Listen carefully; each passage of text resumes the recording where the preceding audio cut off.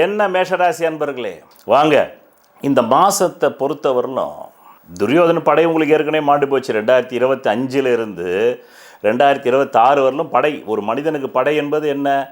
ஆமாம், அவனுடைய ஹெல்த்து இல்லைன்னா வெல்த்து. பணக்காரனுக்கு அவனுக்கு ஏற்ற படை மாலும், ஏழைக்கு அவனுக்கு ஏற்ற படை மாலும், நடுத்தர வர்க்கத்துக்கு அவங்களுக்கு ஏற்ற அவங்கவுங்க தகுதி, விரலுக்கு ஏற்ற வீக்கம். அதனால் மனசில் இன்னும் புரியாத பயம் இருக்குது. சொல்லப்போனால் பேடி மாதிரி ஆயிடுச்சு உங்களுக்கு. தைரியம் புருஷ லட்சணம். இந்த மாதம் தைரியமே இல்லை உங்களுக்கு. எது இல்லை? தைரியம் இல்லை. தைரியம் போச்சு.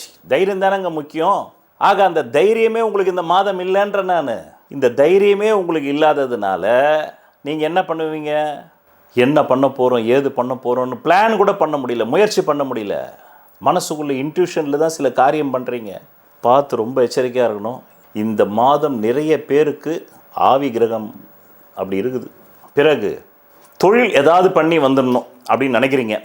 ஒரு நண்பன் ஹெல்ப் பண்ணுவான்னு நினைக்கிறீங்க, அவனும் பண்ணல. மனைவி கொஞ்சம் சகாயமாக இருக்கிறாங்க. இந்த மாதம் மனைவி சகாயமாக இருக்கிறாங்க. வெளிநாட்டிலேருந்து நல்ல செய்தி எதிர்பார்க்குறீங்க. பிள்ளைகள் கொஞ்சம் இந்த மாதம் உங்களுக்கு செலவு வைக்கிற மாதிரி சில காரியங்களை செய்கிறாங்க.